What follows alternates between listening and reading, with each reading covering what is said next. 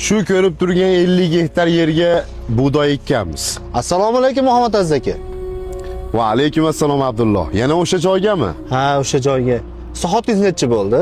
Soat shomga 15 daqiqa qoldi. Mayli unda, ulgurarkanmiz. Xo'p. Yaxshi etib olinglar. Bular kim? Qayerga ketishyapti? Buni bukri deb chaqirishadi. Otasini yelkasida ko'tarib, bukri bo'lib qolgan. Yelkasidagi otasi bir avtohalokatda ham falaj, ham saqo bo'lib qolgan. Bu devona pastdagi masjidga har kuni 5 mahal otasini yelkasida ko'tarib, olib borib keladi. Hech ham erinmaydi. Bu juda qiyin emasmi? Nimaga bunaqa yo'lni tanlashgan? Omonatdorliging bo'lsa, na yuk og'irlik qiladi, na yo'l olislik qiladi. Senga aytgan edim, bu ko'ngil ishi. Hammani ham ahli yetmaydi. Dunyodagi eng baxtli inson kim desa, shu odam deyman.